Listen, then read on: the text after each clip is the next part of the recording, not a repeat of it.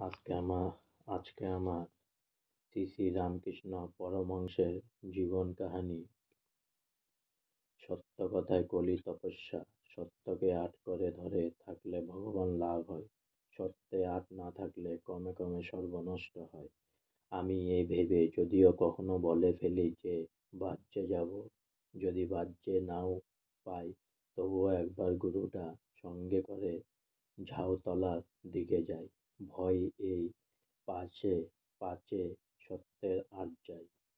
আমার এই অবস্থায় পর মাকে ফুল হাতে করে বলেছিলাম, মা, এ নাও তোমার জ্ঞান, এ নাও তোমার অজ্ঞান, আমায় শ্রদ্ধাভক্তি দাও মা, এ নাও তোমার সূচি, এ নাও তোমার অসুচি, আমায় শুদ্ধ ভক্তি দাও মা, এ নাও তোমার ভালো, এ নাও তোমার মন্দ, আমায় শুদ্ধ ভক্তি দাও মা, এ নাও তোমার পুণ্য, এ নাও তোমার পাপ, আমায় শুদ্ধ ভক্তি দাও।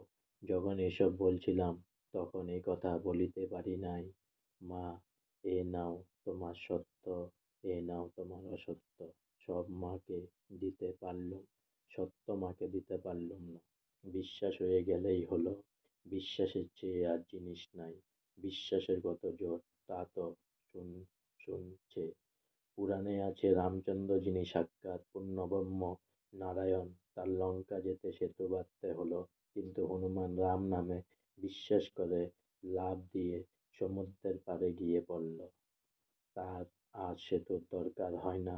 বিভীষণ বিভীষণ একটি পাতায় রামায়ণ লিখে ওই পাতাটি একটি লোকের কাপড়ে খোটে বেঁধে দিচ্ছিল। সেই লোকটি সমুদ্রে পাড়ে যাবে, বিভীষণ তাকে বললে, তোমার ভয় নেই, তুমি বিশ্বাস করে জলের উপর দিয়ে চলে যাও, কিন্তু দেখো যে অবিশ্বাস করবে আপনি জলে ডুবে যাবে। লোকটি বেশ সমুদ্রের উপর দিয়ে চলে যাচ্ছিল।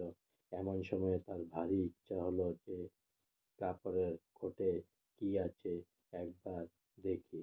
খুলে দেখে যে কেবল রাম নাম লেখা রয়েছে।